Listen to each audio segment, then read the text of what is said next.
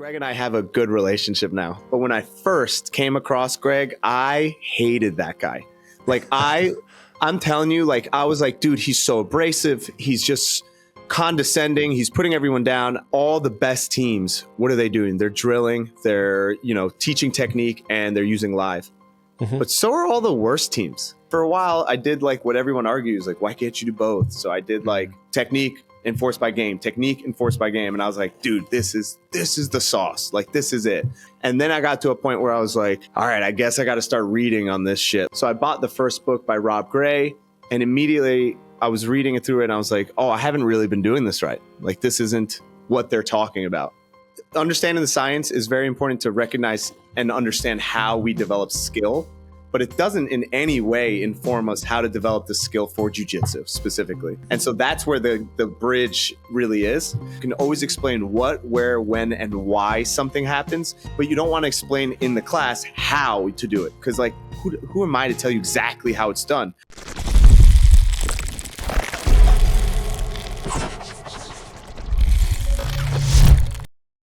Where are you based? I'm in New Jersey. Oh. Yeah. It's a Jersey thing. Yeah, big Jersey vibe, big Jersey vibe. Man, I used to love the Jersey Shore back in the day. God. Oh, mate. I used to love it when it first came out. That just shows the level of toxicity you have right there. That does, mate. Oh, my God. We had a spin-off show in the UK called Geordie Shore. Oh, mate, yeah, Geordie Shore. Are you serious? Yeah. It was called Geordie Shore. So there's a city in the UK called Newcastle up in the north. Okay, yeah. So locally they're called Geordies. And they completely ripped off the show and basically did the exact same thing, but in the UK. And it was... Was it awful or was it great? Oh, mate. I watched them both, I ain't going to lie.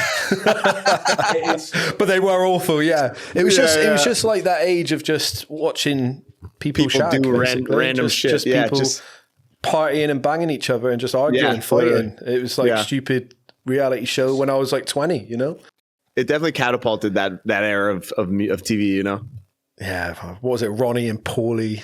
Oh, God, yeah. Dude, class, mate. Anyway, my brother, we're live, mate. So Kyvann, welcome to the podcast. Thanks for joining us. Thanks so much for having me. I'm really grateful to be here. Yeah, and as Danny was saying just a second ago, we've been watching your content for a while and really enjoyed your humor and thought it'd be great to come on and have a chat. So it's awesome to chat to you. And obviously it's slightly interesting timing, obviously with the debate we saw recently.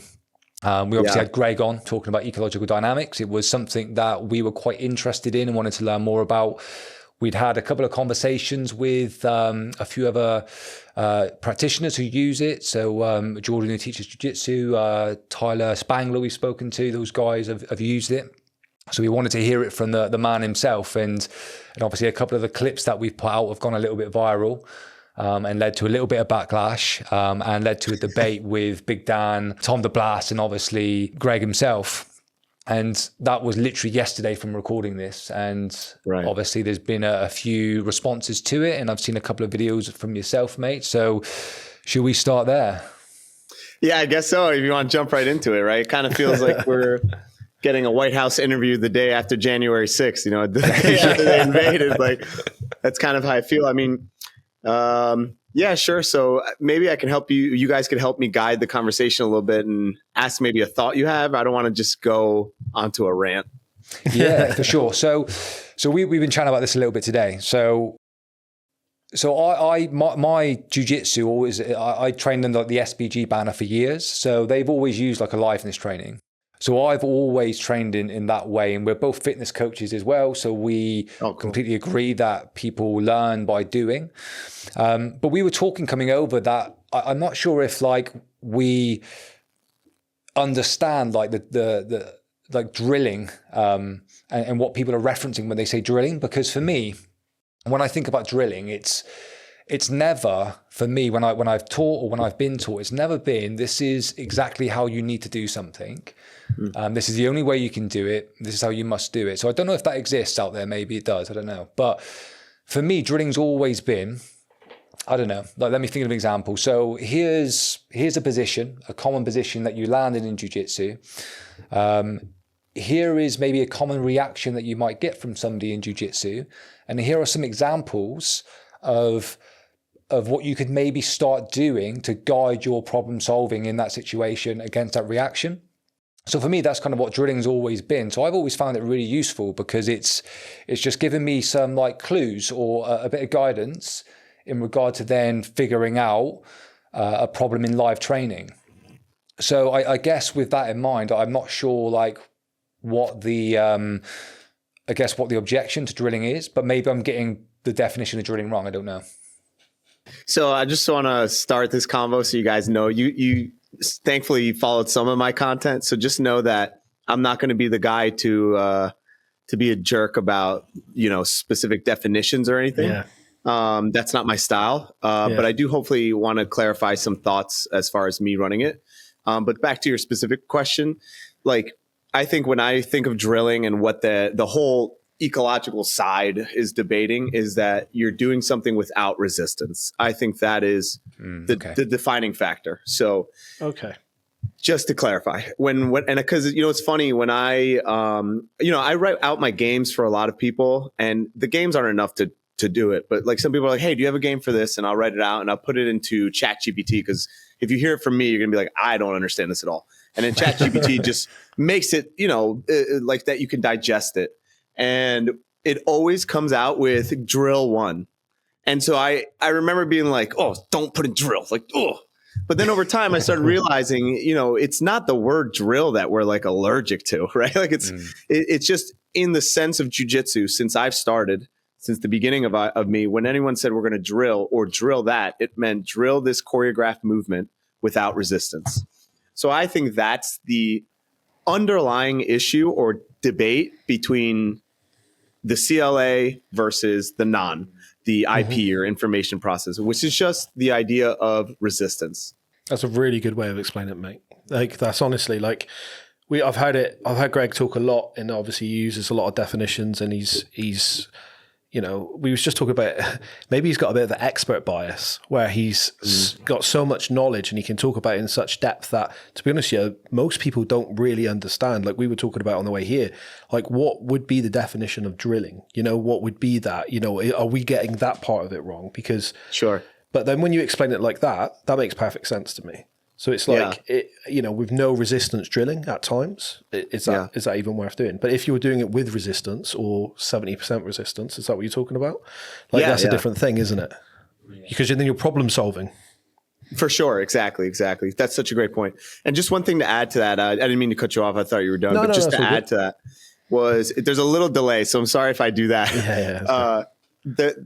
Just to add to that idea of 70%, a lot of people talk about this, and I think, there are some arguments made on both sides, but it's just so hard to tell what range of resistance you're offering somebody. Do you know what I mean? Mm-hmm. Like, if I'm being honest, if I tried to give someone 70% resistance, I don't know that would be much different than 80 or 50 or 85, 90.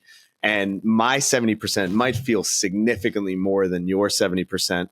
So that's one of the other major struggles I think people have, because they say we're going to introduce it in leveling scales of resistance. And I'm like, well, how do you measure, or more importantly, make sure that across the board that is literally what's happening, that it's being scaled to that resistance? One way that actually was brought to my attention, which isn't happening but could, is using a heart rate monitor. And that if you had like a live heart rate monitor and you're like, that heart rate is way too high for the level we're at, I think that actually might be a tangible way, which maybe in the future we'll get to. I've been to a workout class where they had everybody's heart rate on the wall. And I was extremely embarrassed when I'm just like redlining the whole class. And I'm like, oh my God. But you know what I mean? So just something to think about with that.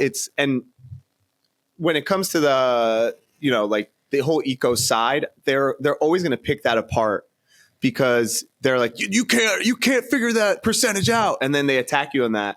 But I think it's really important that we all acknowledge you can't gauge where you're at. Sure, maybe less resistance, but how do you decipher level 1, level 2, level 3, level 4 in your stages of resistance? Mm-hmm. So that's the whole battle, is like I don't necessarily believe you can introduce resistance at a percentage. You just introduce it or you don't.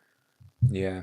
But I guess it's I don't know, like thinking about like an RPE scale, right? Where you say to someone, it's a rate of perceived exertion, scale of 1 to 10.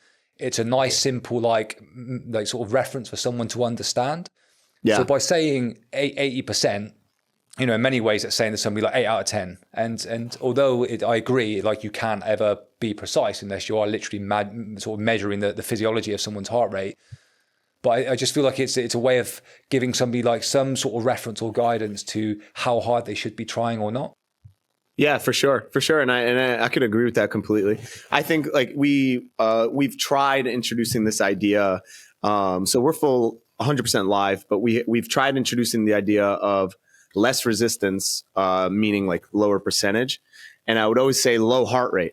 But man, when you have a room, and my room's not that big on average, now we've gotten to a larger room where we have like 22 people, which is not a lot of people. But usually we have 12 to 16 people. I prefer it that way. I can see everybody. You cannot keep everybody at that same level. Like you just can't.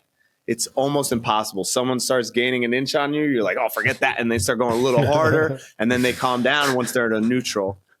That's me and Paul rolling, mate. Yeah. And so it's definitely in the culture, right? Like it's definitely should be ingrained in the culture, like making sure everybody's on the same page.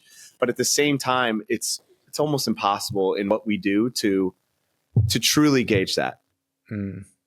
Yeah, that's whereas fair. I think with maybe lift, and I'm not, listen, I lift weights like barely. I go 3 times a week with my girlfriend. 2 of the 3 days she forces me to go. Like I have the hardest time going.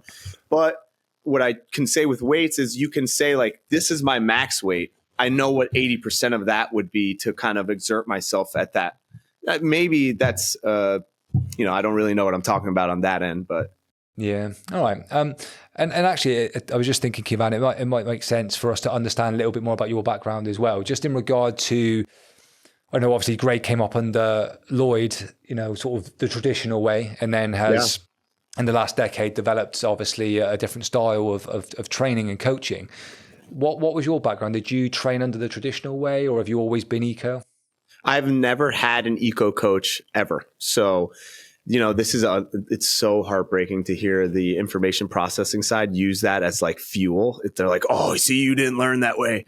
And it's like, yeah, I get it. But so I got my black belt from these 2 gentlemen, Andy and Mike Main, incredible guys out of New Jersey. They run a gym called Pure MMA, really top of the crop. These guys, amazing. And even from the beginning though, they instilled these ideas of like how you become better.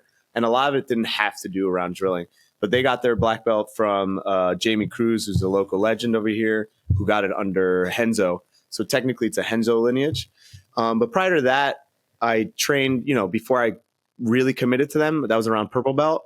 I trained under a gentleman named Kevin Sheridan. That's where I started. This guy named Nelson Puentes, who owns Inverted Gear. I don't know if you heard of that brand. And then I would frequent Marcelo Garcia's as often as possible. And just like most of us, because I wanted to be the best version I could be. And for me, there wasn't another option. It was drill, like drill to kill. Drillers become killers. So I was like, dude, I'm going to drill as much as I can. And I came up with Johnny Grippo around blue belt, purple belt, often seen him. And dude, this guy was insane. I was like, this guy he's a robot. Like he just would drill before and after class. So I was like, that's what I got to do. And I would do it. And just, funny enough, now that we're on that point, one of the points I was going to bring up is I'm really good at drilling. Like I'm really excellent at drilling. Like you could go back on some of my reels and you're going to be like, dude, that is some fire that kid is putting out. Like that looks amazing. But I'm not so good translating those drills to live against someone who's equally or as good as or better than I am. So that was kind of one of my cues. Where I was like, dude, I'm killing this sequence over and over, probably like 100 times a day. But why am I not hitting it on this guy? Like as soon as he adds a little bit of fuck you in there, it's all over. But anyway, that's my background. Okay. And then when was your first exposure to ecological training and CLA and then how did you, I guess, meet Greg and how did you then move into this sort of way of training? I love that this is happening. So I just want to start with Greg and I have a good relationship now. Like I would consider him someone who's really mentoring me in a lot of ways on the method. But when I first came across Greg, I hated that guy. Like I'm telling you, like I was like, dude, he's so abrasive. He's just condescending. He's putting everyone down. I feel stupid listening to him. And to be honest, you still see a lot of that, right? Just being honest with it. But when I saw his games, I was like, oh, those are cool games. I immediately saw the merit, and I was like, I'm just going to add the games into my classes. I was teaching at Pure at the time, and I was like, I have a giant test like variable, like meaning like 60 people I could hit at once. I was like, this is going to be great. Like I could see the effects of this. And we played a couple games, and I was like, I explained it pretty poorly. Number one, I learned immediately the effect that my language had using the games. And then secondly, I was like, even with really bad language, these dudes took a lot away from it. And so then all I did, I was like, I'm not going to interact with this guy yet. I feel like I don't want to get shit on today. So let me just steal as much as I can from his Instagram. So I looked at all the games. I found all these things. I was like, let me just use these and not talk to him. And then for a while, I did like what everyone argues, like, why can't you do both? So I did like technique enforced by game, technique enforced by game. And I was like, dude, this is the sauce. Like, this is it. More and more on the live side. Amazing.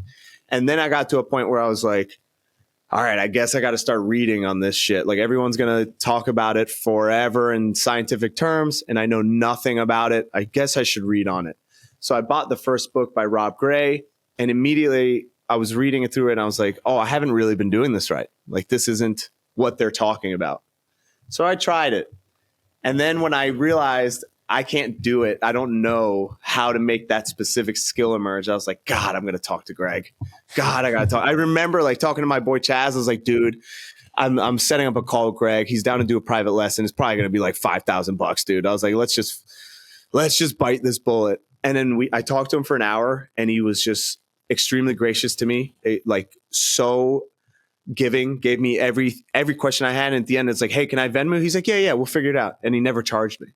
And I was like, damn, like, okay, all right. Like you got me with one now, but that was basically how I got exposed to him. Was I swear to God, I can't remember, but I feel like I just came across the reel one day of like, try these games instead of drilling. And I was like, I will try those games instead of drilling, but I didn't actually know of him or have any interest in finding him. I didn't even know this was like the approach, none of that until like 8 months into me owning my own school, maybe 6 months. I think me opening my school really was a big factor too, which I can go to later. Yeah, that's really interesting. Isn't it? But what I always think, like, wasn't Kit Dale doing this before? Like, wasn't Kit the original guy? And then Greg started doing it. So I think Greg gets a lot of stick, but really, like, Kit's the one who started it all. Like, Kit's the one who, he said his task-based games that he's selling, and Kit, he's such a cool guy, isn't he? He explains it really well. And like, I always feel like sometimes, because Kit don't give a fuck, and he just do this and you'll get better. If you don't want to do it, fuck off, basically. Whereas like Greg's willing to like discuss it and have arguments on it. And I think the biggest thing for me is like, everyone argued on the internet over something so silly, because for me, it's like, if you want to drill more and you want to do the ecological way, just do it. Right. If you feel like you're going to get better by drilling and that suits you, you're like your learning style. Because what we got to remember about all this, we all have different learning styles. Some people will learn better from drilling. Some people will learn better from actually doing. You know what I mean? So it's just how it is. It's just how it is. And us arguing, well, not us arguing, but like people arguing about it like so strongly in it. It's like shouting at each other, accusations, calling names. It's like, it's so silly, because it's like effectively just... We're all doing the same thing, but we're just learning it in a slightly different way. Yeah, I think you're absolutely right. Like the idea of dividing us, like it feels very much like what was happening here right before the election, to be honest. I keep thinking, I'm like, dude, I'm the right wing Republican. They're like the liberals, like, oh, and it's like, it's this like idea of like, because I'm here, you suck. You know what I mean? And I think the biggest like issue with this is that when Greg came out, he came out guns blazing, and more importantly saying, if you do it that way, you're wasting your time and etc. And I think he did it to get eyes on the approach, and it worked. Like, that's how it got my attention. Now, the problem, I think, is, making someone feel belittled or unintelligent, or like they've wasted a lot of their time using that approach. I think the biggest thing as well, though, is someone like, Gordon Ryan, you got Big Dan, who are super successful competitors, who have drilled the whole time Dave thing. And then you got some guy who's not as successful saying, you're a fucking idiot for drilling. You know what I mean? And I can understand, for us, so we're like hobbyists, you know what I mean? Like we enjoy jiu-jitsu, whatever, but it must be so weird for those boys at the top to hear basically what Danaher's doing shit. Do you know what I mean? And that's effectively what it is, isn't it? Yeah, for sure. Could I offer a perspective on that? That kind of was eye-opening for me. Yeah, of course. And I don't even remember where I saw it or read it. But it's like all the best teams, what are they doing? They're drilling, they're, teaching technique, and they're using live. Mm-hmm. But so are all the worst teams. All the teams are doing this. So it's not just the best. So what's differentiating the best teams drilling versus the worst teams drilling? What is you know what I mean? That was a real big moment for me to go, wait, so if everyone's doing it, how come certain people rise to the top? Is it that they're doing maybe more live? Maybe. Is it that they're doing more situational? Maybe. Are they drilling more? Maybe. We don't know, Yeah, we don't know. And so that was a really eye-opening moment for me because everyone keeps saying, why would all the best teams do it? I'm like, dude, all the teams do it. All of the teams do it. All the teams, including the losing ones. First place, 10th place, 100th place. They're all doing it. The fact that Greg was managed to get some of his athletes to the top doing it with such a small percentage, I think speaks volumes to that effect, that methodology is able to break through everybody. You know what I mean? That's just my very humble opinion. I'm not saying it's the best. For my personal beliefs, I don't think I could do it any other way any longer. But that was really eye-opening for me. When somebody said that, I was like, dang, that's a great point. Because as soon as I hear all the best teams are doing it, I'm starting to go, oh, maybe they're, maybe I'm going the wrong way here. And then it was like, that's a great point, dude. Yeah, no, I think the big thing as well of the ecological approach, especially if you're a black belt or further down the line, it must be so much more fun. You know what I mean? Forget everything else. The ecological approach of training daily for keeping fit and everything else, for your mental sanity, is way fucking better. There's no two ways. You can't ask someone who's done jiu-jitsu even for 2 or 3 years, and especially if you boys are doing it 15 years, and I don't know how long you've done it. But what I mean is going in and actually drilling is so boring at times. You know what I mean? Boring. So boring. God. And dude, how many times have I been put off just training? You know what I mean? Where I'm like, can't be bothered to drill that tonight, so I'm just not going to go. Whereas I know for a fact, if I was going into live drill or drill, I don't know, task-based games or whatever it is from a certain position, and we're actually getting a good workout in and blah, blah, blah, blah, blah. I know for a fact I'd be at training all the time. You know what I mean? I during the day we do a lot of live sparring. We just turn up and we just roll, and I never miss. I never miss a no-gi class. I never miss. I'm I'm there every day. I don't care who's there. I don't care. I'm there. Dude, 100%. It's really funny. People don't take that into account for the methodology of why I took it. The number one reason I took it was because it's way more fun. And then after that, I was like, oh, wait, you can also develop some real skill with this. I have, okay, not to go on that tangent, but the idea of purple belts, have you ever heard this saying, purple belts always skip the warm-ups, right? They always come late and they usually just come for live. We don't have that issue. We don't have the purple belt disease because the purple belt's I don't want to miss the first game. The first game is fun as hell, And so can you just explain to me, sorry, quickly, could you just, when you talk about the first game, could you just give me an idea of what that game would look like? Because I hear a lot of the time about task-based games and stuff like that, but I'm not I don't, when you're talking about a game there, what is that game? So, it's really important to recognize what class you're doing it in. Is it a beginner class, an all levels class? Is it a pro class, right? But the same goal for me specifically, because some people do it completely different. For me, it's got to have a lot of movement and it's got to feel continuous, meaning there's not a way to win for 2 reasons, right? You're warming up. I want to make sure everyone's continuously moving.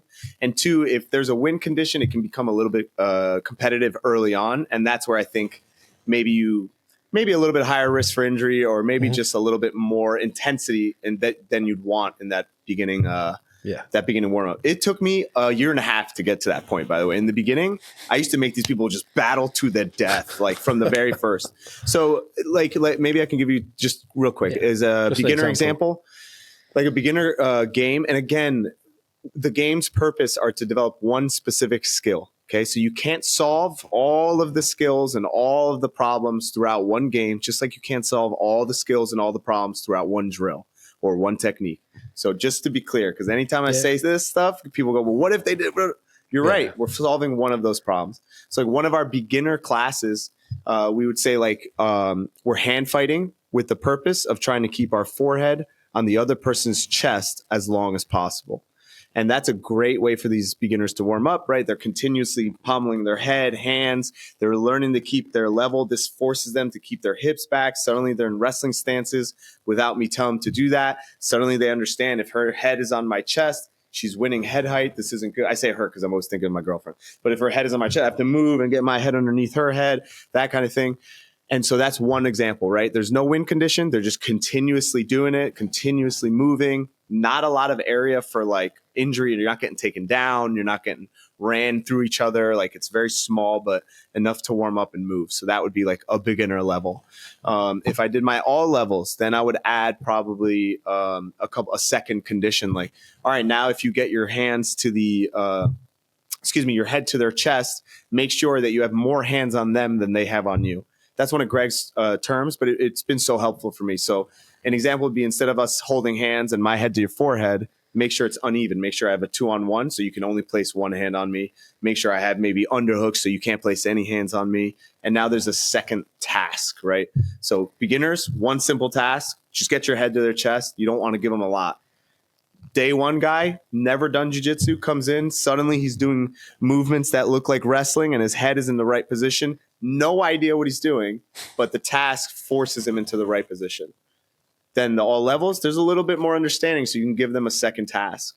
And then for our pro class, we might add a win condition because now it's different, right? Like that's not beginners. They don't need much learning.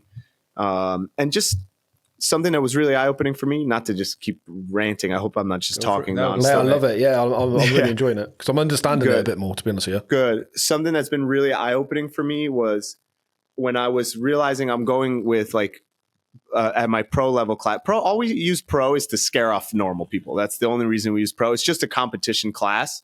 Was me realizing that the games, when they're tasks, the task that we put in a game is for you to learn the skill. But if you already have skills in every scenario, all our games eventually turn into situational sparring. Like, because situational sparring requires you to have the underlying understanding of the moves already. And so for pro, it really does look a lot like situational sparring with not many tasks because they already know what needs to be done. Yeah, makes perfect sense. Yeah. Yeah, I think for me, I get it a lot more with like guys who already know what they're doing. I'm a little bit more fascinated with like beginners. Yeah.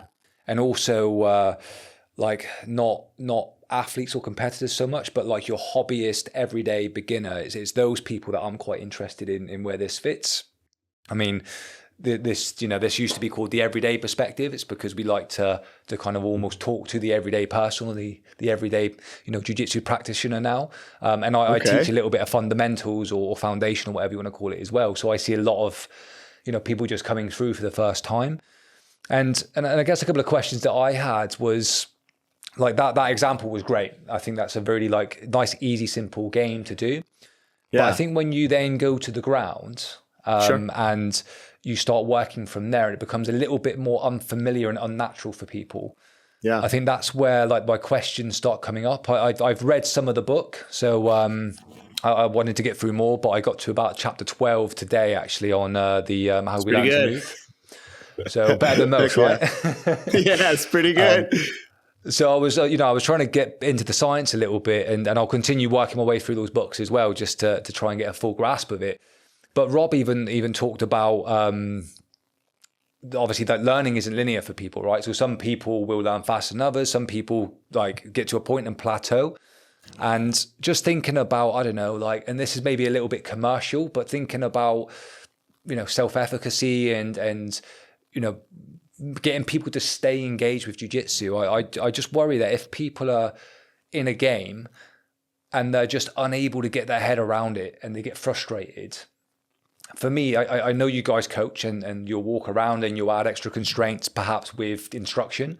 But when you've got a big group, maybe, I don't know, 20, 30 people on the mats, you're going to miss some people. And is there a risk that they'll just get frustrated, become despondent and leave? And I almost feel like that's where like a technique might be helpful, where you just go, right, like broad brush approach, everybody in the room, here's a couple of examples again of where you could maybe, start from, or where you want to maybe work towards to solve this problem.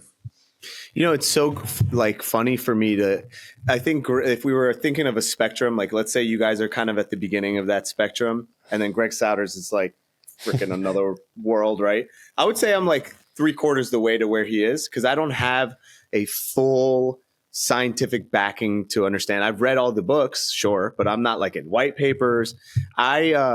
Just real quick on this point, I don't think understanding the science is very important to recognize and understand how we develop skill, but it doesn't in any way inform us how to develop the skill for jiu-jitsu specifically. And so that's where the bridge really is.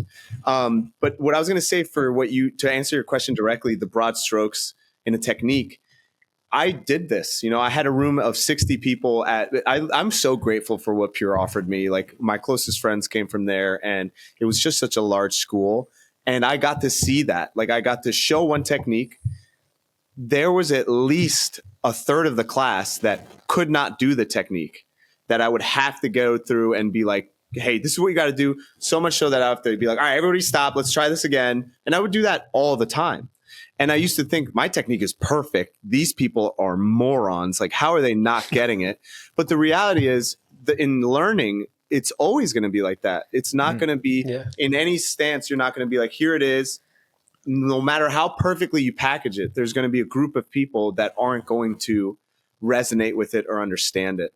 And something to go with retention too, like, because I keep hearing this too, like, how are you going to keep the people like that come in and say it's too hard? And the truth is you don't keep most of those people. There's two types of people. The person that comes and says, that's really hard, and they want to figure it out. And then the person that goes, that's really hard, and they don't want to do it, right? They got to choose their heart.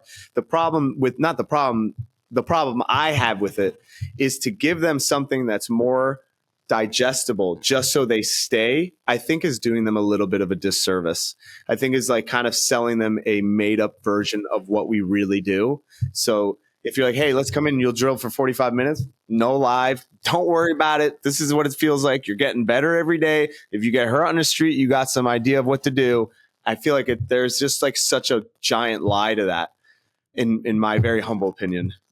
No, and I don't disagree with that, but again, it's not, it's not that kind of black and white. So it's not always you're either doing live training or you're doing, just dead drilling. There is, as we've discussed, a way to do both. And I don't know, example from one of my classes, this past week. So we were looking at sweeping. So, I was talking, trying to talk about some of the invariants, sort of getting close, connecting, off balancing. And I used like a table as an analogy. So I was like, imagine a four-legged table, take a post out, over they go. So that's what we're trying to achieve. And we were working from close guard position. And I offered the guy some examples. So I was like, this is a scissor sweep, this is a hip bump, this is a flower sweep. These are some of the ways that I might look to take out that post and off balance them and come on top. And I said to the guys, like, do what you want, but these are some examples, but this is what we're trying to achieve. And when I was walking around, I saw a dude trying to hit a scissor sweep, and the guy based because he didn't wrap the arm well enough. So he just grabbed the guy's arm, stuck it into his stomach, and over he went. And I was like, great, that's awesome. Yeah. But if I hadn't shown them any kind of reference point in regard to some of the points, they may have just continued for weeks and months. And that doesn't mean that, we weren't really dead drilling it. We tried it a couple of times, and then we went back to resistance. So it's just giving them a bit of an opportunity to, just kind of just step in, like dip their toe into the water, then to step into the resistance. It's really interesting. Like I said, like the spectrum thing, it's almost like I'm looking back at myself when you're talking. Like I'm like, dude, I said the same. And the reality, I think, is that there's might be a disconnect on what that actually looks like. Like from what I'm hearing is I told them they got to take this arm out and topple him over, but they're not going to find the right way to do it versus like breaking those 3 tasks up into 3 specific games. Like a good example would be start with let's use your analogy, one of the legs from the table already missing, and let them just experiment. Number one, like for the scissor sweep to work, you need to be able to hold their arm, right? Like if you're unable to hold their arm, they're always going to use it to post. So that in itself is a skill. You show them like, all right, let me hold this arm. And this is one of my favorite things. All right, we're going to get to the inside, get your underhook, and then you pass. And it's like, dude, how hard is it to get the underhook? That first step can't be overlooked. How are you going to trap the arm? So my whole long-winded thing here is it seems like you're kind of trying to give them a large clump of clay to work with instead of giving them something that already kind of looks like what you want them to get towards. So that just might be what's happening. For me, I'm hearing very much so a situational spar. You're like, hey, start from close guard, become the top player. What you need to do is take an arm out and make them off balance.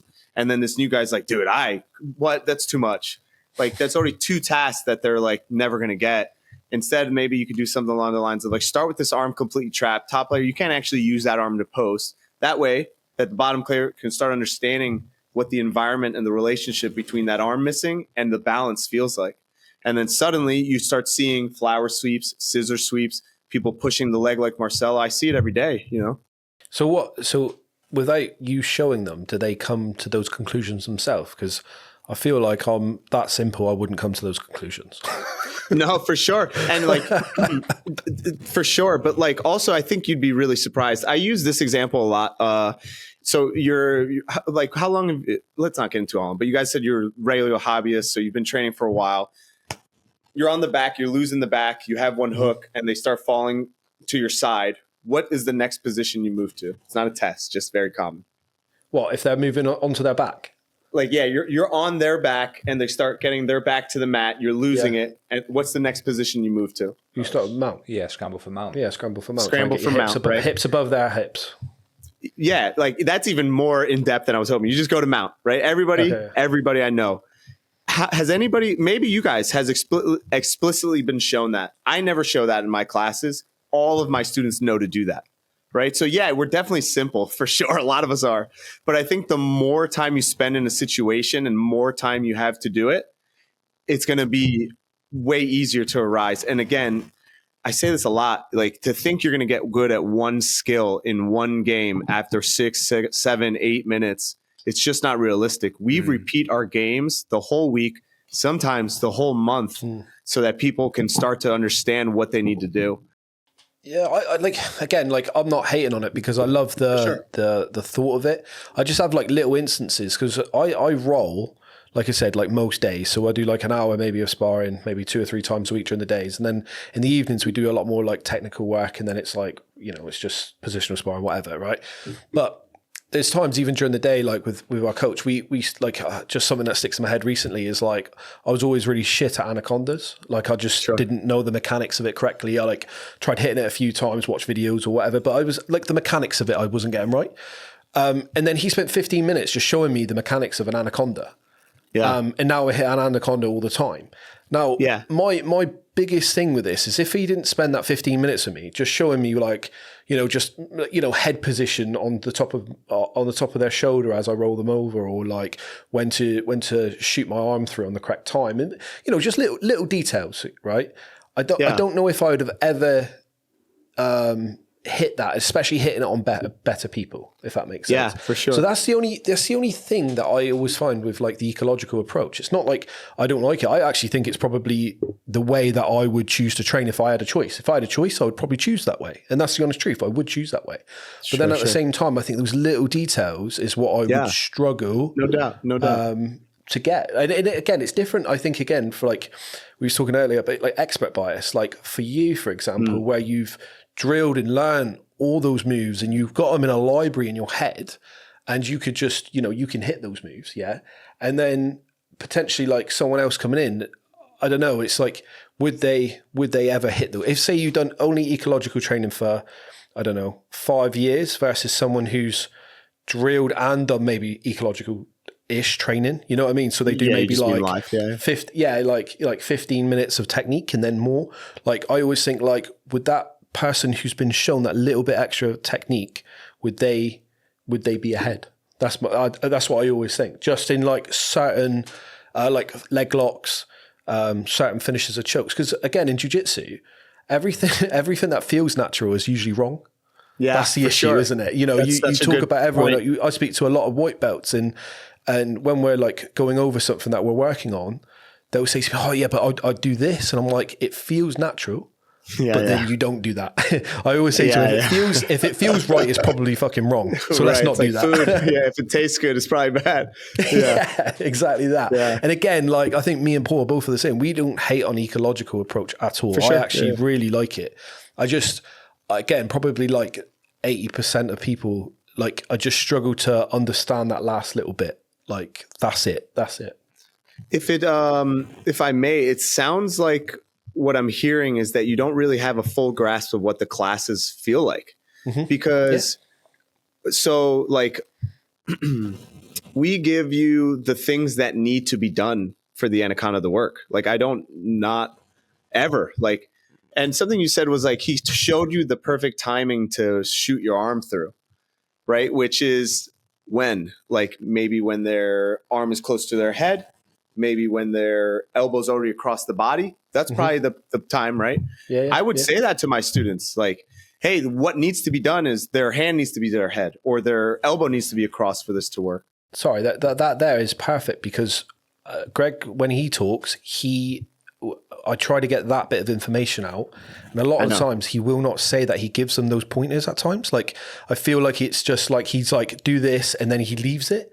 And then what you're just saying though, is like, you're giving them like little parts of when they should do stuff, which is great, which I think that's a big issue. It's like, you know, you're still coaching your students effectively. You know what I mean? For sure. Oh my God. That's also the thing that's been rubbing me so wrong, that people are just like, here are the games. And I'm just like, all right, what's going on TikTok today? Like, this is wild. Like, no, but what I want to be clear is in your specific example, what we're trying to give to them, or quote unquote, like I hate this term because people hate it because it's like, but invariance, like it's the idea of what needs to be done in order for the strangle to work. The elbow has to be in a different place than where it started, right? Closer to the head. In order for you to get that figure four, like their arm and head need to be relatively close. In order for you to strangle them, you have to have double closure, right? Like, so those things I'm always going to say to them, because otherwise they're never going to find that out. But those would be the invariants that we teach to, if that makes sense. Yeah, that's absolutely. But again, like I think when Greg articulates what he's talking about, he goes so deep with it. I think he misses sometimes those basic points when people are like trying to hear that, you know, because that's the first time through the ecological approach that I've heard someone say that they actually give specific pointers to their students in certain areas. You know what I mean? Yes, the invariants. The invariants, yeah. I mean, in Greg's defense, he did talk about invariants, but I think to Danny's point, it was in amongst so much other stuff. We were like, and again, I'm not slating Greg at all, because I think it's really good. I just you know what I mean. But like, I mean, in a way of like, just for most normal people to understand, you know what I mean? Because from the outside, looking at ecological approach, it's like, oh, you're just setting up a game, and then you're just like, like you said, see you later, find out yourself. Yeah, good luck. It's just not what's happening. Also, there needs to be an important distinction that the reason I think he doesn't say those specific pointers with what we're specifically talking about is because they can be easily construed to, oh, Greg teaches them the technique. Right. Okay. And they go, he told them like, you have to do this, then that. And that's not what's happening. He just says, these are the things that need to be done in order for this to work. Get it. And then that's the beauty of, and why I love the ecological approach so much, is because now you have some individuality, you have some creativity, and you have some like fun figuring out, how do I make the things that need to happen in order for it to work? Like, just the idea of there being an ideal technique, that was something that kept coming up in that debate. That was like so mind blowing for me, that they couldn't see the irony in what was happening. But just like, it can't be ideal if it's adapting. It can't be ideal if it's ever changing. It's not ideal if it doesn't work on every single person the same way, right? Like, but the things that have to be done for me to, if I was strangling one of my kids in the 7-year-old class to like a 200-pound, giant man, the things that have to be done for me to choke across the board need to be done. It won't look the same though. Does that make sense at all? Yeah, 100%. Yeah, I completely get it. I roll different with someone who's 20 or 30 kilos heavier than me than I do with someone who's 20 kilos lighter than me. You know what I mean? And I bet your anaconda looks different across the board too. 100%. Completely but agree. He went through all the things that need to be done with you. Maybe 15 minutes. I bet I could have saved you I probably could have saved you like 14 minutes on that. But you know what I mean? Yeah. Yeah, no. Like, that's great though. But as you're saying, like I've got a much clearer picture now of what it is. You know what I mean? I've got a much clearer picture in my head of what it is, and it's great. It sounds fun. It sounds fun, and it sounds like a fun way to learn. Yeah, one thing that I found quite interesting, obviously reading the book, was obviously a lot of the research was obviously done around sport, and most of the sports were non-combative. I think they talked about kickboxing, but it was more around bag work. Right. And I think that's where like jiu-jitsu is quite different. And again, this is probably our ignorance because we don't understand the games and the stuff you create to elicit this kind of learning. But it's when there's like someone resisting and manipulating the environment and trying to trick you and that, I don't know, it feels like it's different. I completely get if you, I don't know, you give someone a baseball bat and you give them some, sort of invariants on how they should maybe hold it and talk their body and everything else, and then just go, right, try and hit this ball, and eventually they'll start hitting it. But I don't know, I feel like jiu-jitsu is a little bit different. And I think just this was trying to like understand what Dan's point was when he was arguing the ideal technique. I think what he was maybe trying to get at is when you're trying to strangle somebody from the back, there's certain things that you can do. You put your feet in these hooks, you get these certain grips, and that will support you, or it will kind of disable your opponent from manipulating the environment and trying to impose their will on you to allow you then to achieve what you're trying to achieve. And I kind of feel like he was trying to say that here and now, to the best of our knowledge, the ideal way to do that in most situations is, I don't know, seatbelt position or whatever that they do. So again, just trying to like be balanced and understand it from their perspective and what they were maybe thinking, and link it back to what I've understood with my very limited knowledge of the science. Yeah, I think one of Greg's qualities that, is I'm trying to be as because I really like Greg, so I'm not trying to speak poorly, but I think one of the qualities that maybe he's lacking is his empathy for them being in that position of thought process, where I feel like I can understand. But I think we need to challenge ourselves and recognizing is that thing that's happening, does it have to happen in order for you to be able to control that environment better? Like, does it have to happen? Like, one of the examples was you should never cross your feet. And, again, it's because it's two people that clearly don't like each other. Like, it had nothing to do with the method, right? He was like, he's like, you're telling me if I cross, and I just like immediately, like, I was like, how can you not think of examples where you can cross your feet on someone's back and not get submitted? Like, what if your feet were crossed above their hips? You can't get submitted. What if your feet were crossed because you were trapping an arm? You can't. And these are very specific to jiu-jitsu, just to be like, all right, well, there's two right aways. Like, what are we talking about? But it's only because you can see he was like, I hate this man that I'm talking to. I want to hear nothing he's saying, So I understand, like, I get where you guys are coming from completely. If there's something that I personally, and again, this idea of invariance in jiu-jitsu is not clearly defined for everything and everyone.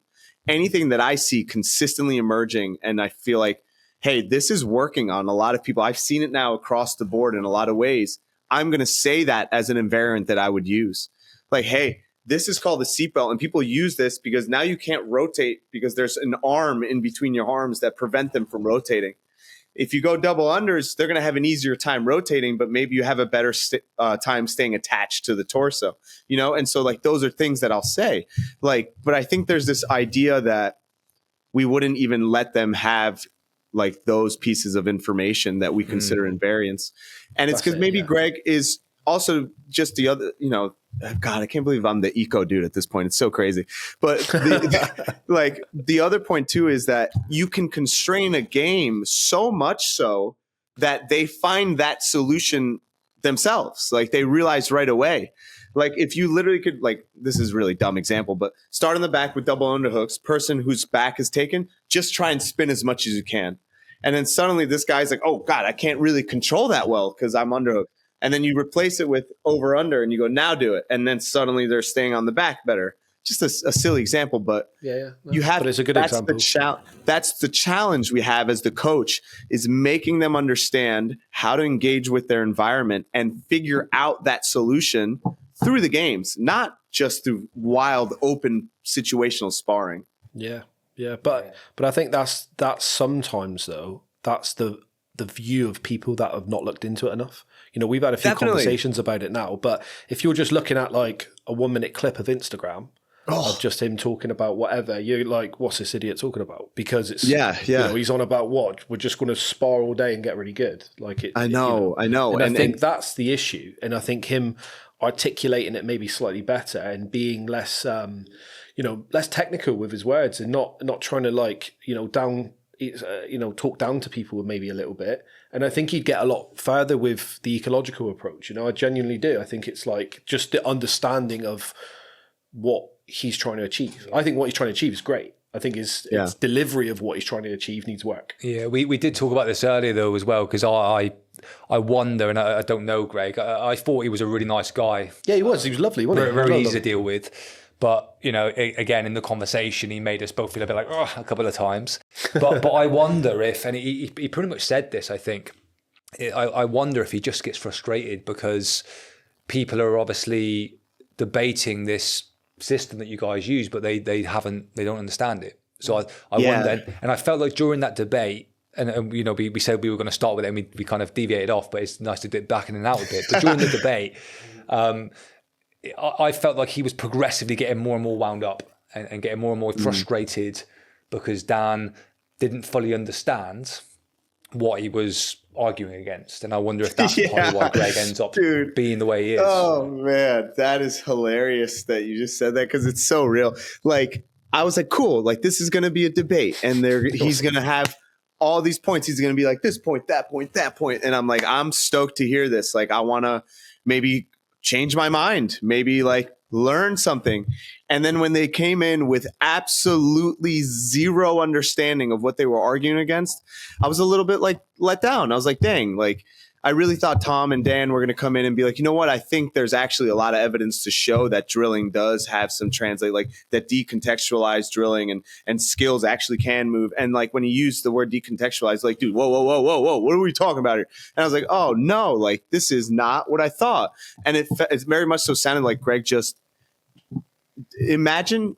Okay, this is not to make a excuse for maybe sometimes the way he talks for people, but imagine being Greg where every single person is telling you you're wrong, but they don't know what you're wrong about. Yeah, I know. Yeah.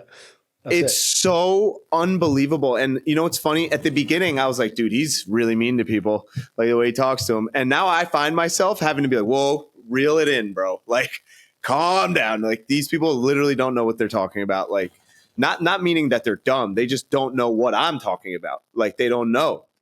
And sometimes Greg talks and I'm like, I don't know. Like, what the heck is that? I need to, and then, you know, so yeah.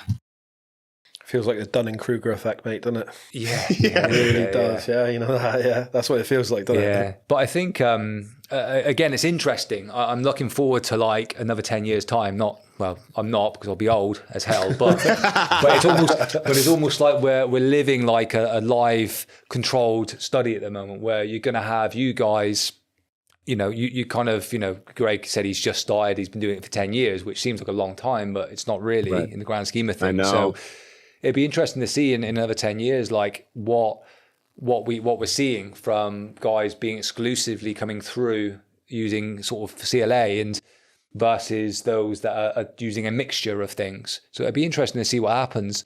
One of the other things that I thought, again, when just looking at the book, was I mentioned earlier about the fact that all the references and all the points and all the research is around non-combative sports.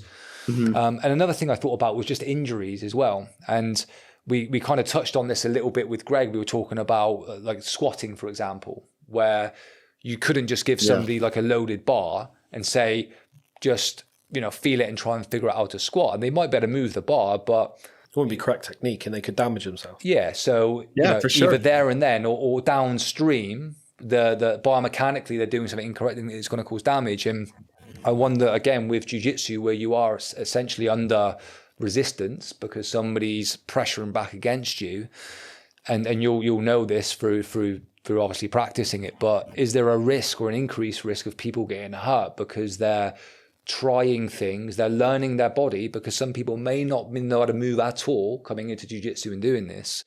Is there a risk that as they're learning their body against resistance, against load, that they could get injured? Is that more of a risk than you might see otherwise by giving them a little bit of correct movement before then put them into that scenario? So like, I want to offer 2 points on that. Like I taught traditionally always, and people got injured regardless. Oh, for sure. People get injured. So like people get injured, this sport is meant to injure the person in front of you. Like that's what we're trying to do. I agree. But the second point to that is, I think most injuries come from uncontrolled resistance, uncontrolled movement, like not knowing how to move in a scenario. My beginner classes, they don't do live rolling, and every game that they do, I shouldn't say live rolling, I meant open roll, but they don't do any positions that are so broadly designed that they could injure the other person. They're purposely made in a way that they cannot, or minimize, because people are going to get injured no matter what. Like we had a guy just like from half guard pressure the other dude and accidentally like pop his rib. And I was like, all right, I don't know how I could have prevented that, but yeah, but that's just part of it though, isn't it? Yeah. And so like to that point, like I gotta be honest, I don't know that it's more. I think I've had maybe 2 serious injuries in Bodega for 2 years that we've been open. And I can't say that it came from the way we trained. I think both of them are from live. Yeah. Or like open. I got to be more aware of that, of like an open roll. Yeah. No, that's fine, mate. And again, this isn't necessarily me challenging. It's just curiosity. No, for sure. Questions Yeah, I for had sure. from reading. Yeah. But yeah, and again, I think it probably just, maybe we need to understand the games a little bit better, maybe. Yeah. I guess one of the things that I have taken away from this, and this is a different argument entirely, right? But you kind of said it earlier, where if people come in and they don't like the intensity, they don't like getting hands-on so quick, then it's probably not for them. And I don't know, I don't want to say elitist because I don't think that's the right word, but it kind of feels like, you see where I'm getting with this, it's very kind of exclusive for a certain type of person. I think you're right. Yeah. I also don't think jiu-jitsu is for everybody. I also think if you want to be like, if you're doing it for sport, you're already not going to like it, right? Yeah. Like it's supposed to be tough. And if you're doing it for self-defense, are you really going to do it against someone who's not resisting? Again, that's just my thought. And I think you're right. Like, I do think you're right. You can get more people in the door. You could sell more memberships. You can keep a higher retention by not going live. There's no doubt about it. But I think this is where the other argument is, because I think jiu-jitsu can be for everybody depending on what the reason for being there is. And we've talked a lot about, the other effects, like, and the argument is about watering down the sport, right? And potentially having people doing jiu-jitsu that have never been live and never really been battle tested. And I'm not saying that's good, but I think there just needs to be room for people that want to come in and just be in a community, get some exercise, and just maybe support, I don't know, their mental health or just have a hobby. And I think it's a shame if you close the door on those people. I don't. They're welcome. I don't say like, no, this isn't for you. They pick, but like, to be honest, I don't spend too much time thinking about that because it like, I'm not sure. Do you run your own gym? No. Oh, just wanted to know. I wasn't sure. I coach a class, but it's not my club. I train there and coach a class. Like for me, I was like, this is just how I want my gym to be ran. Like this is just going to be my gym, like it's just how I thought about it. Like I don't think I have any argument for what you're saying. I agree wholeheartedly with what you're saying. Yeah. Again, I think it's like I work at the gym we train at, and we've had a few discussions of people over the time I've been there, just maybe like getting hurt or being a bit, I don't know, soft or not liking certain things or whatever. Like, there's loads of different things that happen in the gym, but sometimes it comes back to like, at the end of the day, this is a fighting gym. You know what I mean? Like, I know, you can sugarcoat all you want, this and that. I know. But in our gym, we got Jiu-Jitsu, Muay Thai, MMA. Like, again, you want to open it up to everyone, but at the end of the day, like, you have got to be a certain type of person to be in that environment and to be, just to be around it. You cannot, it is hard. It is hard. And like, I think as you progress through the sport, I think it's sometimes if you sugarcoat it too much, like when they do start progressing a little bit and then they come into like, it's always going to be hard, whether it's hard at the start and you try and retain them, and then like later on, it's always going to become hard, isn't it? Yeah, I like you, Dan. I feel like you're arguing for me, dude. That was great. No, it's not, like, again, like, this isn't like an against thing at all. And like I said before, I really like the ecological. Yeah, I really like the ecological approach, and I feel like me personally, I've benefited loads from, as you say, open rolling. Yeah, and don't get me wrong, mate. I like to train hard, so I'm that way inclined. Yeah, he's not. No, but that's in you as individuals. But I understand. I totally get what you're saying. Like somebody maybe. So what's really funny? So I have two gentlemen that are over the age of 50. One I believe is 53. His name's Adam. He's the best. And then we have a gentleman who I think is 62. And I can hear him in my mind for some reason being like 63, but I think he's 62. And he's lost his vision over time, right? But the guy is one of the greatest. Like he was a judo black belt, an Olympian. Like the guy's incredible. Oh, wow. But he trains with us consistently at that age with that impairment. And I always use him as an example. He really gauged a lot of my teaching. So a quick example, my beginner classes and my all levels, I didn't have that differentiator before. And so new guys would come in and just, oh my God, like they would just get put through the grinder. And I was like, it's for the hard dudes. Like it's not meant for you. Like that was my mindset. But then over time, I'm like, it's just not a learning environment at that point. Then it's just me fulfilling my own ego. And so then we really split it up to what I call the Genesis class. And it's just the beginning stages, right? Where everything is super condensed, very simple, low variability, easy task, shorter rounds, not long rounds. And something I always say to them is you can take a break whenever you want. Let me know if you need a break. If they're really out of shape or really nervous or anything along those lines, I put them in a group of 3. So that way they can watch and then jump in when they'd like, sit out when they'd like. And so I think that's helpful. But for me, I just can't ever see myself catering to them currently by not being live. Now, this being said, I think a very important part of being a coach is being malleable, is being like, this isn't working. This isn't that. If later down the road, I'm like, hey, I just want to make more money. You know what I mean? Let's fucking listen, dude. I'll show you 95 katas right now. Let's do 3 hours of drilling. Come through, bro. 150 a month. No problem. You know what I mean? But right now, I don't feel the merit or I don't feel good doing that right now. Yeah. Yeah. That's fair enough, mate. No, that's cool. And I think like when I talk about, the kind of people that might struggle with that, it was almost more about the struggle with the learning more than the physicality of it, I think. Yeah. I get it's a contact sport, it's a combat sport, but it was almost more about if people are coming in and struggling to grasp it and learn, that's where throwing them like a technique or two might just help them leave a little bit happy and feel like they're learning something. But on the other end of that too, right? Like people who learn technique consistently struggle with the technique consistently. Or like, hey, dude, I just tried this the whole live. What am I doing wrong? And then the professor's like, you know what? You actually got to move your hand from here to here. That'll make the difference. And it's like, oh, really? Like, I don't think that's going to change anything. I don't know. Like, I just see like no matter what, in any method or model, you're going to struggle to learn. Somebody is, right? And then for me, it's just about what translates the most. Yeah, no, that's fair, mate. That's my thought. Yeah, no, it's good. It's all good, man. I want to get into like more about the invariants, because that was the bit of the conversation with Greg that really, really like fascinated me. And I love the idea of that. I think it makes absolute sense to focus on the invariants of a position or a task, and build kind of, a kind of pathway through, with that in mind. Before we get into that, I do want to just kind of like close the door on the debate and your reaction.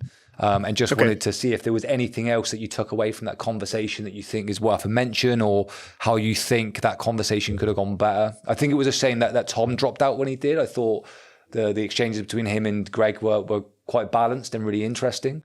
But yeah, what are your thoughts on it?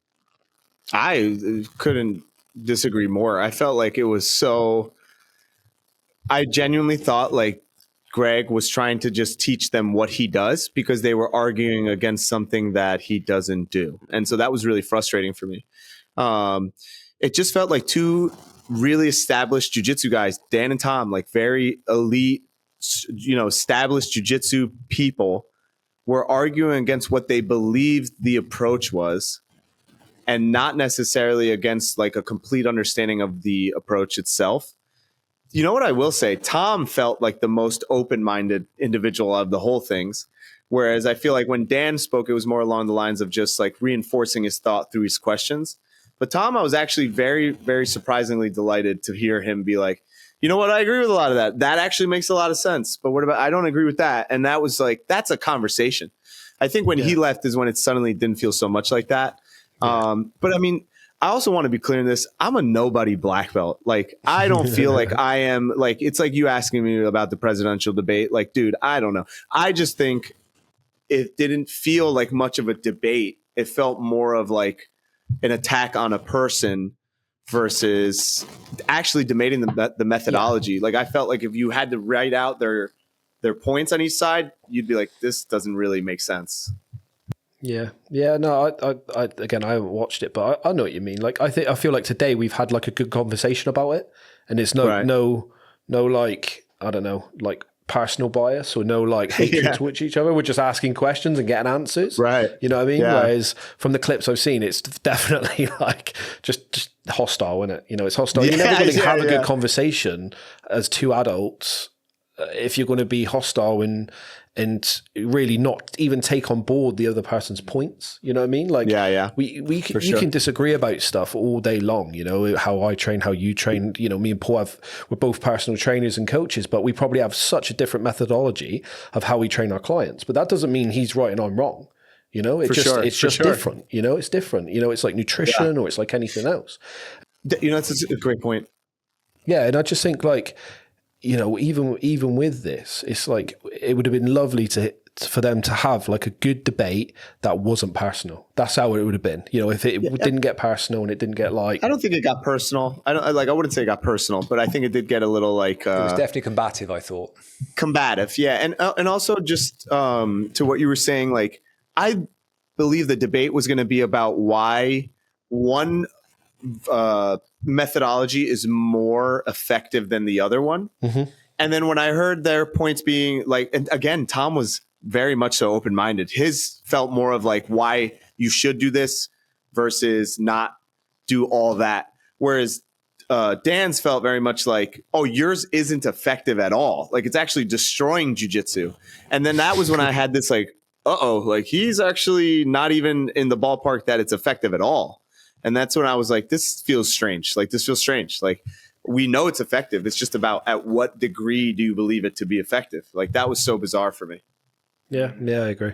Yeah, I think, I agree. I think Tom was very open-minded. And you could tell by his questioning that he didn't really know who Greg was before we come on to the conversation. You could tell he was surprised when he found that he was one of Lloyd's students. He was surprised when was it Helen, champions. I think, the world champion that he's had since she was 12. I don't know her name. I don't want to be wrong. Yes, but he referenced. I think it was Alex.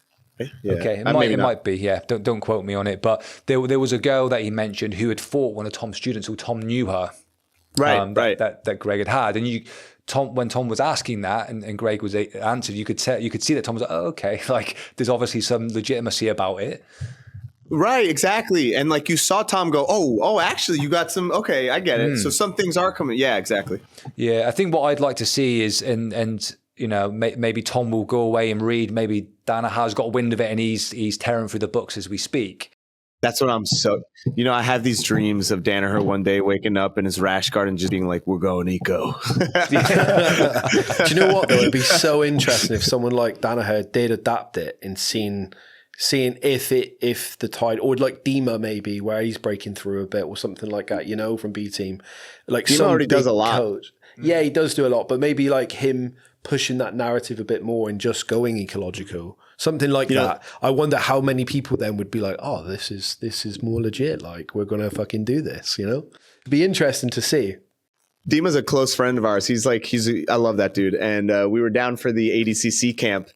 And when we first did, like, I was there with a couple buddies, like one of my closest friends, and we were training, and he did a first game. And I was like, what's happening here? I was like, wait a minute. Am I doing a game right now at B Team? And I was like, whoa. And I was like, this Dima guy knows what's up. And I was like, I got to talk to him. And so I started talking, and I was like, Dima, we've been doing this. And he's like, you have a very good approach, very good coach, but technique is very important, very important. And I was like, oh, man. I was like, we were so close, dude. Yeah. We had him on in the studio, mate, and he's a great guy. Like Oh, you had him on? Brilliant. Awesome. Yeah, we had him on in the studio. He come and done a seminar here in Plymouth, and yeah, him and Owen Jones, they done a joint seminar. It was really good, mate. Dude, Owen's a homie too. Yeah, he's a legend. Yeah, he's an absolute legend. Yeah, for real. He's a lovely lad.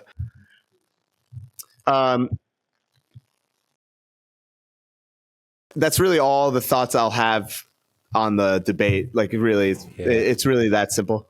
Yeah, cool. So invariants. So this is, again, this is the bit that fascinates me. I don't know how we approach this conversation. Sure. But I don't know. I almost want to say, can you please give me a list of all the invariants for every position in jiu-jitsu? That's what I want to ask. Do you know what's so funny? So I went to, this is weird that this is happening. I went to Standard to visit Greg, and I was like, hey, I want to do a video with you. Every video I've seen you that you're in kind of is around the idea of explaining to people what you do, explaining how it works. But not much of it is for those that I shouldn't say much of it, but not much on the idea of invariance. So I literally recorded a full little segment on invariance with him, and I put it up on my Patreon. It's on my YouTube in like a week or something. So like you could see that conversation between us two, which is funny. I want to come back to that. Remind me about Patreon. But one of the things I took away from this is that people want a list. It's weird hearing you say it. Like, people want a list. And I think in some specific parts, like if we were to say there's invariance and then there's local invariance, meaning like local to an arm, local to the back kind of thing. I think there are some things that are always true, but we're constantly discovering something we would consider to be a new invariant. And so we have to kind of be careful with what we consider to be invariants. But some simple things I can give that I took away were like, if you want to make someone go to their hips or hands, it's probably a good idea to bind their feet together, like have their feet not moving, right? If your feet are stationary and you move them, it's a good chance that they'll fall to their hips or hands, right? That's an example of an invariant. Another example of an invariant for, like, let's say arm locks is you probably want to control the shoulder. You probably want to control the wrist, and you want to place something behind the elbow. That's a pretty simple environment, right? Like our invariant is making sure you attach the shoulder, attach the wrist, and some sort of pressure behind the fulcrum at the elbow. Just some examples. Another invariant with necks would be like double closure. Like, in order to put someone to sleep or make them tap, you have to have both ends closed. It's not the only way to choke, right? We have windpipe, but as far as blood chokes, that's one of the invariants. Any strangle with a head and arm is always going to require double closure, one side with your body, the other side with their arms. So whether it's legs or arms, right? Leg locks, there's a lot of these ideas of invariants. You know, it's really funny. I have arguments. Leg lockers are a specific species in what we do. They like genuinely disagree with no matter what you say, because they believe every leg lock is significantly different. But like, the truth is, almost everything that you do requires you to capture the toes, control at the hip, and then have some sort of force behind the knee. Leg bent versus leg straight depends on what you're doing. But like, I had this argument with one of my close friends who's very much so information processing. He's like, dude, I just took this. I'm going to shout out Jared from Zombie at 10 Planet. Zombie at Allentown, and he took it. My friends swear by this man. If you've never heard of him, like I don't know how, but this guy's they obsessed with him. He showed me something that revolutionized my game. I'm doing this and that, and the foot is here, and I was like, the toes are still captured in that, and the hips are still captured in that, and you still have like no, but it's different, and I'm like, no doubt. But anyway, those are just some invariants that you could at least think of, but it's so difficult to say what is an invariant means. Like never changes, right? Like never, no matter the circumstance, it's always true. That has been so hard for me to be like, to convince myself of. Like, it's not necessarily the case that something will always be true. So you have to really, that's our job to like look for those things that are always true in most scenarios. Yeah, no, it's fascinating. And, even after the conversation with Greg, Danny and I were training the next day together, and like the really basic one, he was talking about passing guy, getting the feet off you, getting past the legs and stuff. And, again, just training with Danny, just keeping my feet on him, and it's stuff that I do all the time. I've been training jiu-jitsu for a long time, but just really focusing on it. And, he was doing the opposite. He was trying to clear them. I was, attacking his grips, and we just, that was it. We was playing around with that. And it just made like what I was trying to do really obvious. And then stuff just kind of fell out the back of that. Yeah, it's true. So like we have this friend Nicole who would just keep saying that like the eco approach is great for filling in the gray area. Like when people say get the underhook, that's a pretty gray area. How do I? Here's 5 ways to do it, and then you try it. It's very difficult. But I think it's amazing for that. But I also think you can fine tune a lot if you again constrain specific things. Like we've developed new skills. Do you guys know who Johnny Grippo is? Yeah. Well, okay, cool. Well, Grippo trains at my gym now. Thankfully, he's been repping Bodega, and he's very, he's amazing. He's a legendary grappler.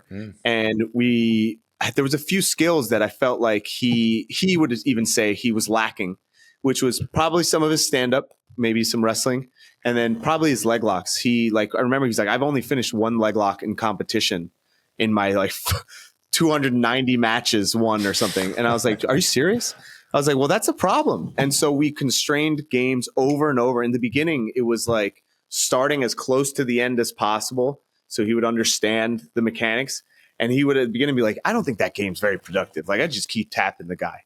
And I'm like, yeah, but like little by little. And then we would scope it out, scale it more and more. And now he's, I would say, very proficient at leg locks, defending and attacking. His stand-up got significantly better. And then we put it to the test at the Zapatero Open, the qualifiers, which he won through his wrestling and a leg lock. And I was like, dude, like even at the highest level, you can still develop these skills using, these constraints. Anyway.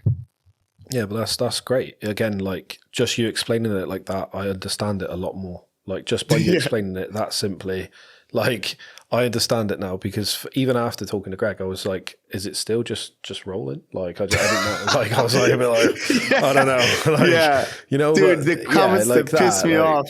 Oh man, they're like, explain eco in 2 words, and you're like, oh my god. But that makes a load of sense. If you're going to put people in a situation where they're going to be, in entanglements and working from those constraints, you're going to get good at it, because it's a very specific part of it.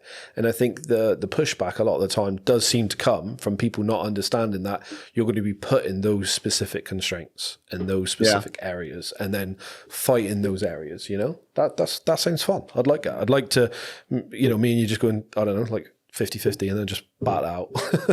right. See what happens. That's oh man, it's just so mind-blowing that people think that's what it is. Like, it's just so funny because I think just more and more exposure is happening. We're in this like transitionary period where more and more people are consistently at the same phase of like, what is that? That's stupid. And it just like keeps, then we inform them and then they're like, oh, I kind of get it. Then it grows and everyone's like, what is that? That's stupid. And it just keeps happening. And I'm like, oh my God, dude, it's exhausting. But to circle back to the invariance, you kind of have to think about the position and what you believe to always be true there. Something also too that doesn't get talked about much, but the experience of learning from somebody else how something is done or how they do it. That's all a part of the ecological approach. It's just when we're teaching in our class, we're not going to spend the time to give you one specific solution. But maybe after we're rolling and I do something, you're like, yo, how did you do that? I'm like, well, I think I tried this and I tried that. That's all a part of it. Like learning how you did something, why did that work?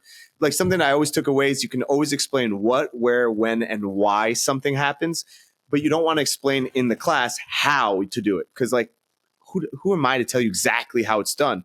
Here are the things I think need to be done, when I think you should do it, why you're doing it, where to maybe put your hands, your thought, your attention.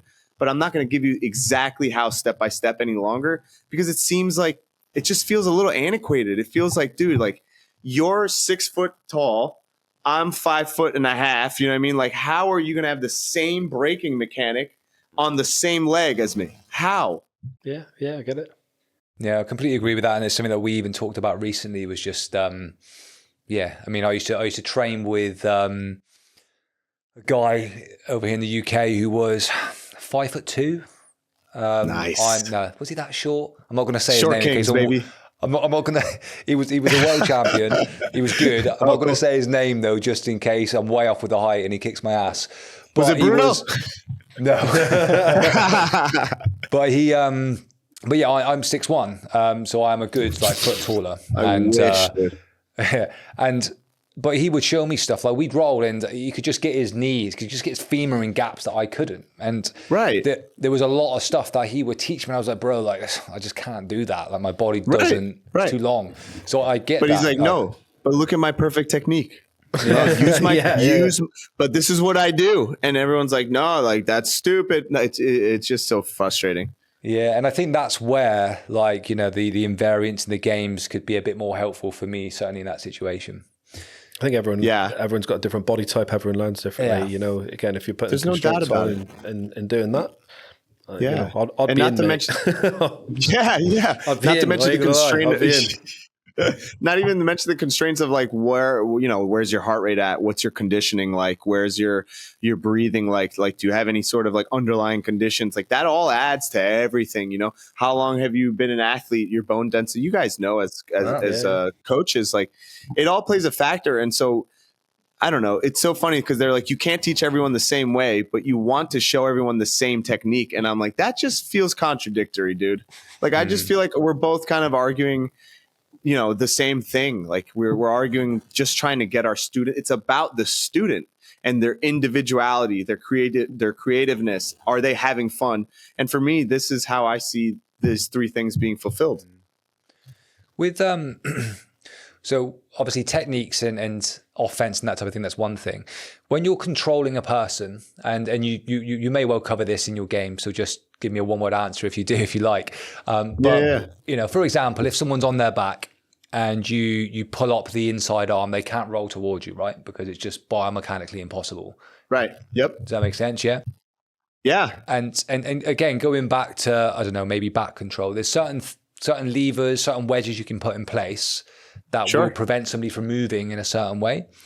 Yeah. So I don't know if you'd call that a technique as such, because it's not a move, but it's a way of controlling somebody through putting parts of my body in certain places. For sure. Is that something that you would typically cover within those games, the constraints to teach that? Or is that something that you might give tips on outside of that? So the challenge or the evolution I have is like, I would start with that because I haven't figured out a way to constrain a game to make that behavior emerge naturally.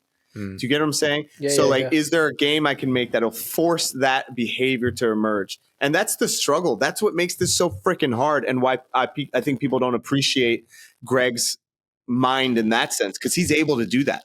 And I was like, damn, dude, I spent like 6 months trying to figure it out. You just gave me in 2 seconds. I remember asking, I was like, dude, I can't make duck unders happen. Like, I just can't make them happen.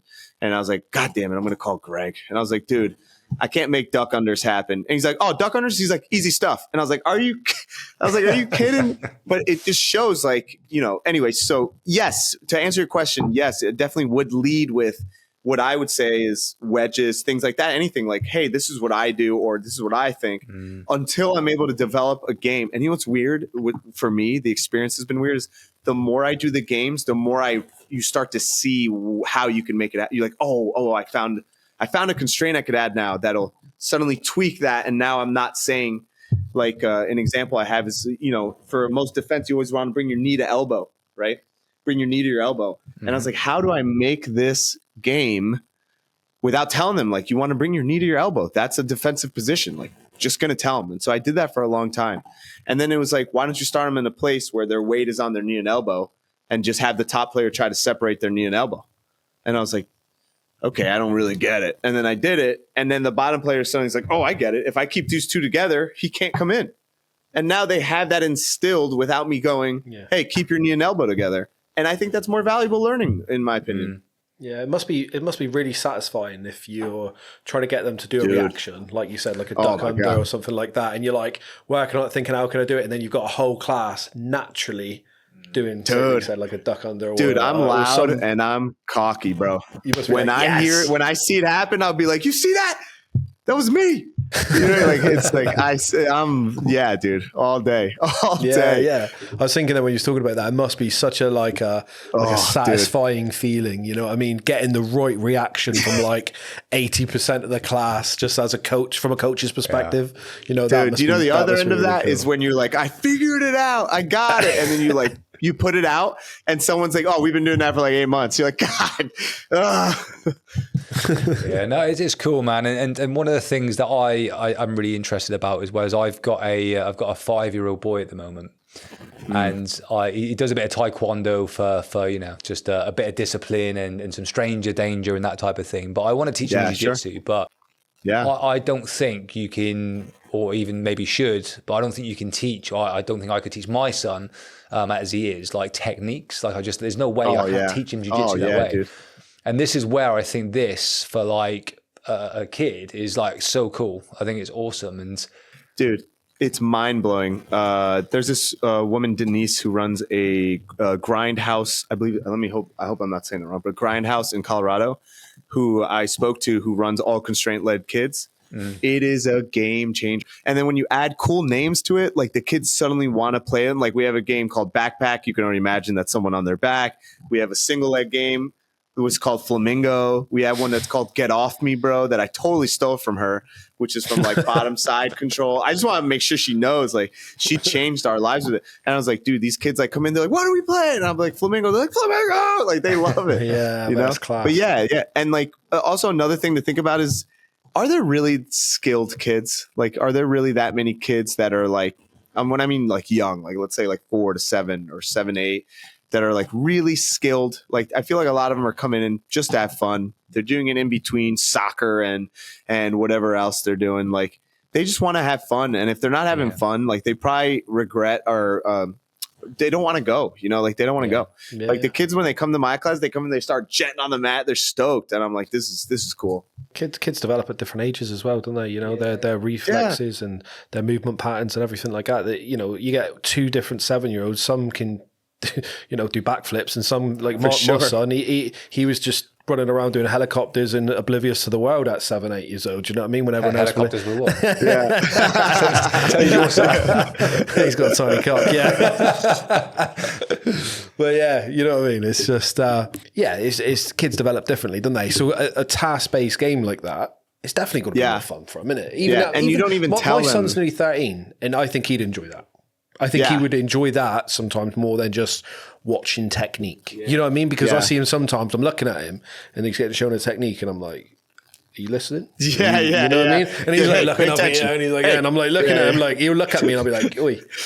Like, It's funny you mentioned the backpack thing. Yeah. Why are you playing that? Yeah, so I only do a couple of games because I'm clueless with it. But one of the things that we do is I say you've got to get on my back and stay on.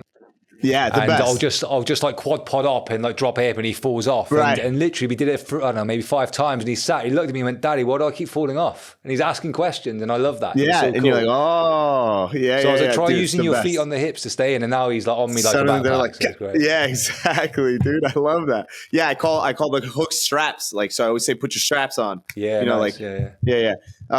Another just a really great point you brought up is you said task-based game, which is of course what we're doing, but you're saying task-based games. I would never use that language with the kid. And something else that I always get as feedback is, dude, jiu-jitsu's complicated enough. Like if you heard the way I teach the games, you'd be like, oh, that's not at all what I don't use any like vocabulary that can't be understood immediately when we're teaching. And neither does Greg. Greg never, ever will teach a game and be like, the invariant here is that. No. Like we just make the game so that behavior emerges, and the language is extremely simple, almost too simple. Like that's the idea, is how can I simplify this task so their attention and their focus is on the task and the task alone. Do you know what? That's crazy though, because how you're saying that, how simple you make it, but to explain it is the hardest fucking thing in the world. I know, dude. Do you know what I mean? You're saying it's the most basic thing. And I think that's what people struggle with. You know what I mean? Because it is so simple when you strip it all back, but it's explained in such a way that's got such depth and such knowledge and the reasons behind it and the science behind it and all the fucking bollocks that goes along with it. You know, realistically, it is very simple. Yeah, like the problem is that the ecological dynamics is really what it's trying to do, is explain skill acquisition and movement in humans, not in jiu-jitsu. And so then that's very scientific. You know what I mean? Like suddenly language is being used that we don't use in every day. And when it comes to jiu-jitsu, we don't need that language, right? But we have to know why it's working, why it's emerging. Anyway, yeah, I just wanted to bring up that point. Yeah. And there's one other point I want to make sure I touch on, is this is the one I get the most out of, that it's just marketing, like that we just market it. I want to hit 2 points with this. Never have I had someone come in and be like, we're here for the task-based games. We're here for ecological. None of my students even knew what it was. But the second point is, I was great at marketing before this shit came along, dude. I'm good at marketing, and this just makes it better. Like, I don't think it's an insult when people say it's just marketing. Like, dude, can we talk about Gracie Online? Like, we're trying to market ourselves. I want my school to grow. Like, I don't take that as an insult to think it's just marketing. Like, I'll take that. Yeah, it's fair enough, mate. Absolutely, mate. One last point I was just going to sort of touch on, and I know what you're going to say, because you do get this already in other ways of teaching. But you're going to potentially start seeing people that really like the sound of this and think they've grasped it. Maybe people without the kind of initiative that you had to go, right, fuck it, I'm going to put my hand in my pocket, I'm going to reach out to the guy and learn more. I feel like you're going to start getting people trying to do this and do it very badly. And this is what I mean, other people teach it the other way really badly as well. So it is what it is. That's a great point. But it's something that Tyler said when we spoke to him, that ecological approach is amazing. But if you've got a shit coach, it's going to be shit. Yeah. You know, 100%. Again, it's like it is everywhere. But I guess the question on the back of that is, you know, what can people do if they are interested in doing this? And maybe if they're like limited with time as well. Yeah. And maybe just not that, in the nicest possible way, not that clever. Sure. What can people do to try and make sure they get this right if they want to do it? There's almost nothing, to be honest. Like, there's no shortcut to this. This is actually significantly harder. I would say if you want to make it easier for someone who's not that bright, like listen to a Danaher DVD, go in and just repeat what he said word for word and just show what he said word for word. Same with us. But like at no point is it going to actually convey or transfer knowledge that you don't have, right? Like there's just no shortcut. That's the reality. Like if you want to be a good coach, like that was a huge part of why I started this. When I opened up Bodega, I felt like I was an mediocre athlete who really tries hard, but I was like, my students aren't getting better. And I was like, I don't know much about coaching. I know how to instruct them the moves I know, but I need to learn more about coaching. And I was like, let me pick up some books. Let me do it. And I stumbled across Greg when I had already gone through 3 coaching books unrelated to ecological at all. But anyway, I can't think of a shortcut. I can't think of a way around it. Like I'm deep in this crap right now, like deep. And I still feel like I'm not, or maybe I never will be at a point where I'll feel like the best coach. You know, like it's so hard. It's so hard. Like this way of coaching is so difficult. It really is. Do you not feel like, I know Greg was saying that he didn't want to, he didn't want to sell. He said it's not a plug and play, didn't he? Yeah, it's not plug and play. But do you not feel like for the ecological approach to be done right, there could be some frameworks put in place? Like, if my club wanted to start and then there was like a real good framework that the club could use, like that, I think, again, not just to sell it, but like also to make sure that the ecological system is done correctly, Greg is like, he has so much, what's the word I'm thinking of? Pride when it comes to that. He doesn't want to be a part of like the marketing machine or the selling machine. And, that's like so admirable because like, dude, I will sell you anything. Okay. I have a Patreon right now that is paying my rent on how I literally just record my full classes. Like you can watch it and see it. The thing is, like, I recognize that I may not be selling the most, like just like 10-year ago instructional versus 5-year ago. It's all not going to be that valuable in a few years. Once I discover more about myself, I can discredit my own older version of myself. That's just how I think we develop. But I do believe that if you wanted to sell, the problem with selling the ecological approach is that like I could sell you the games, but it's not going to. And I love this about it, by the way. I'm like, dude, you want to buy my games? I'll sell you my games right now.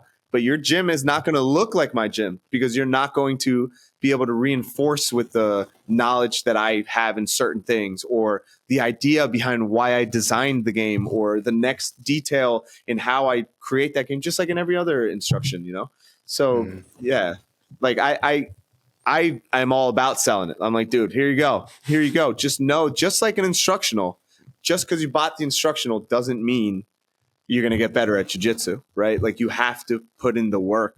The work is really what makes you better. Everybody knows that. But dude, I'm here to sell it, dog. Yeah, but that's the thing, man. I think like the clip that blew up with Greg, it was, in the title of the episode, it was about the shortcut from instructionals. Yeah. Not that any instructionals are garbage, but it was the shortcut. And that just lends itself to that point you made where you still need to do the work. Yeah, it kind of reinforces that. Yeah, and I think most people like don't disagree with that. But yeah, I don't know. It's going to be a debate that goes on, I think, mate. But I enjoyed this. This was good. This was really helpful. Mate, I'm so much clearer in my head about what it is. So thank you very much. I'm shocked that I was the vessel for that, but I'm very happy to be able to help. No, you genuinely were. Like, I'm much clearer in my head about what it is. But this is the thing, mate. Like, you kind of just you joked earlier that you're sort of a nobody black belt and you're quite new to this, but the fact that like you can market and you can converse well and articulate it very well is very helpful. It is for us, and I think anybody watching will appreciate this episode because it's obviously compounding what Greg's saying, but it just obviously puts it in a different pitching at a different level. It reminds me when I went to university, if you get a lecture from a professor who were talking all the way up here in regard to like the physiology or something, and it was like, whew, and then you get maybe you get a lecturer from someone who's like a recent grad in helping out, and their language was a lot more on our level, and I think that's what we've got from you today, mate. So that was great. I appreciate that a lot, and I want to thank you guys for reaching out to me. You reached out to me like in 2023. I saw a DM. And we was probably like on about 2,000 subs then. Yeah. And I was like, and I was down. And I remember being like, I'm down, but I think you guys maybe got busy or whatever it is. But like, it's just, I appreciate you reaching out to me before even ecological, any of this crap. Yeah, mate, do you know what? It's really weird that we've done a whole episode effectively on the ecological approach, because I actually want to talk to you about your Instagram and your socials and your skits and all that sort of stuff, because that's how I know you. Like, I would love to do another one on just that. Ecological. Yeah. Like that's how I fucking like. I used to crease, mate, at some of your videos because they're just stupid, but they're true, isn't they? You know what I mean? They're true. For sure. And that's what I like about it. For sure.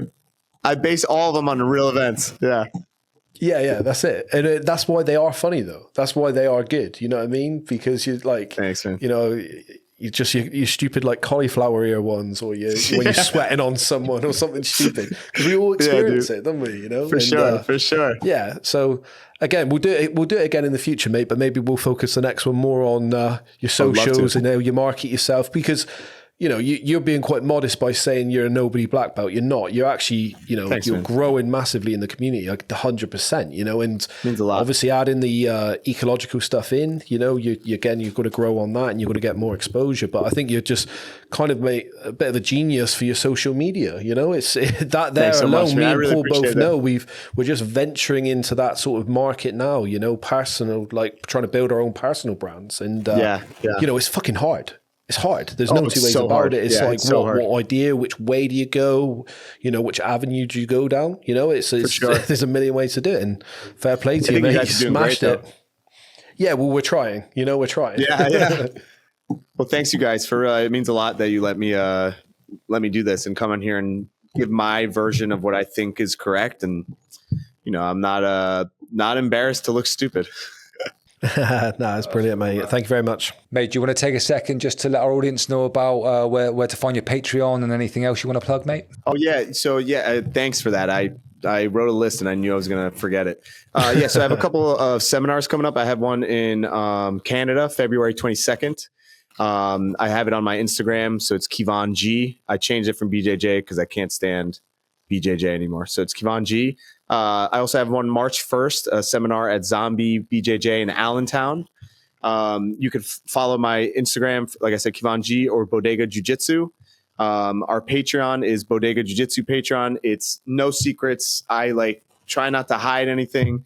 I put everything out. If people are like, that's dumb, I ask why. We can kind of workshop it together. And that's kind of what I wanted to do, is build a community and still, you know, be able to make some money. I quit my full-time job, which was amazing, in November. And thankfully Patreon has helped kind of balance that out. So I'm very grateful for that. And then the last thing I want to shout out is I'm holding a retreat in Costa Rica with two of my friends, Renata and Ernesto. It's in Uvita, Costa Rica. It's called Jungle Mat or Rolling in the Jungle. Dude, Class. it's the best. It's unreal. So like amazing, if anyone ever mate. wants to come to that, yeah, we did one earlier last year, and I'm from Costa Rica. And when I went back, I was like, dude, this is amazing. So anyway, that's all I got. Kyvann, appreciate your time, brother. Thank you. I appreciate you guys. Thank you so much.